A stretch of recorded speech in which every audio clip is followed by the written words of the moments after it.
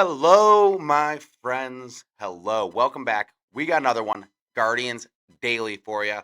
Big weekend series for your Cleveland Guardians. Yeah, exciting one. Not going to talk too much on Sunday's game because that's not as fun, considering Friday and Saturday, two big ones for your Cleveland Guardians. Two nice wins, which is always helpful to win your games. And the offense got going in both of those ones. Big explosion, 14 runs on Saturday for your Cleveland Guardians, whose bats had been ice cold up to that point. Kind of returned to that on Sunday as they lost 7-1 on Sunday to the A's.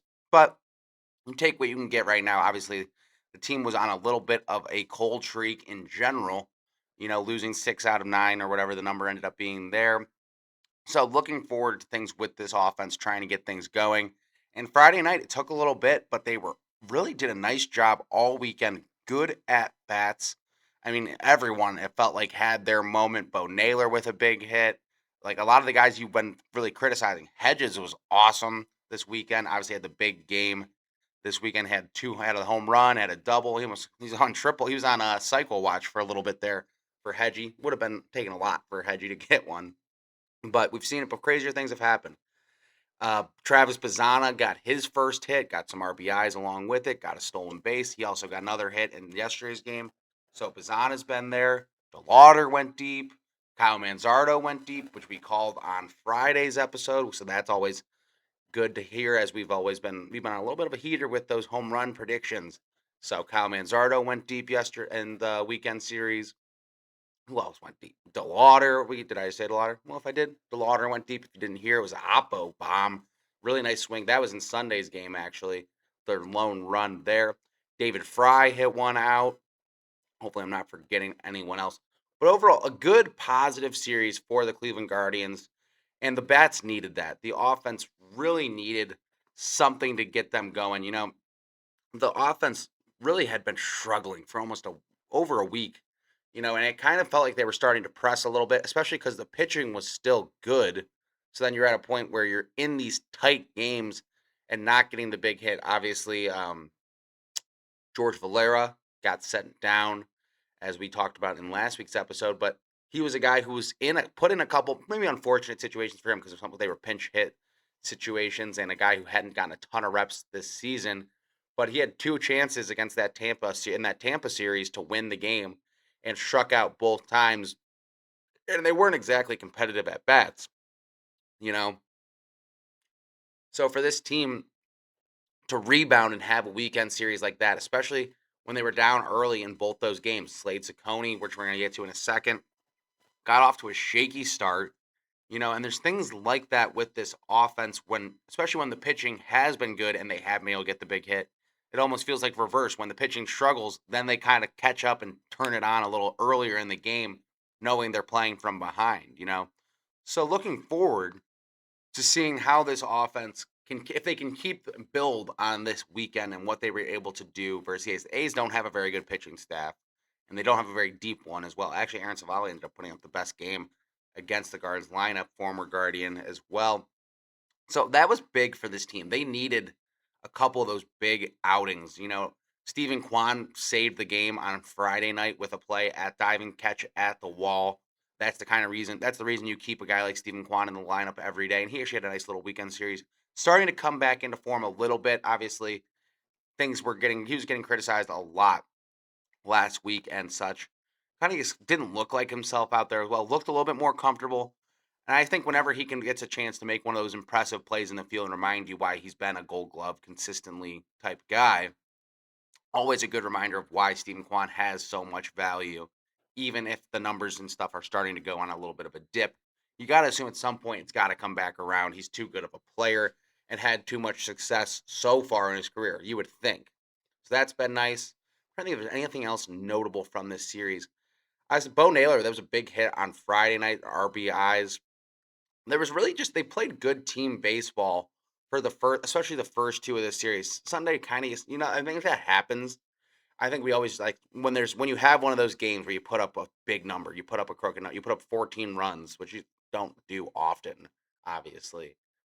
always feels like the next game, it's like, oh, well, we're not hitting anything. You know what I mean?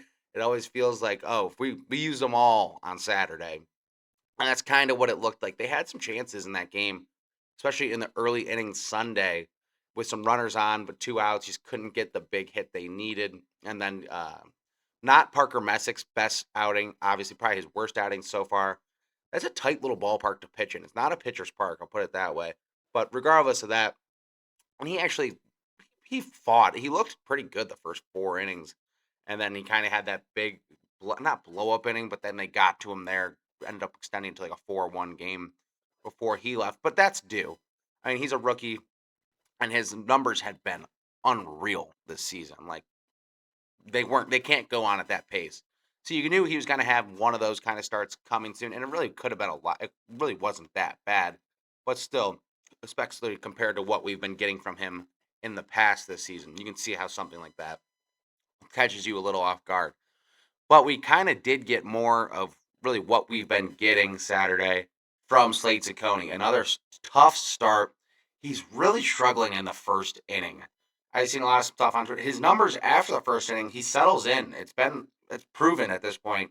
He's gotten rocked in a couple of these early inning outings, and then still ended up going almost 6 innings. You know what I mean? Like he once he gets settled in, the stuff's in there somewhere. I mean, he's got one of the worst ERAs in baseball right now. It's above 6. It's bad. Obviously, they were still able to win the game because the offense had one of those days on Saturday, and they were able to pick up Ciccone, who again, there's multiple times this year, Stephen Vogt kind of just let Ciccone pitch through it. Like instead, like he's gotten hit up early, given up early runs, not looked great, and kind of still ends up throwing almost 5, 6 innings, like getting through the order multiple times and giving you a chance. I think also this one was a little different because the offense was in it, so maybe he could have made a move, but he did settle in there. But in the past, it felt like they're like in the Seattle series to open the year.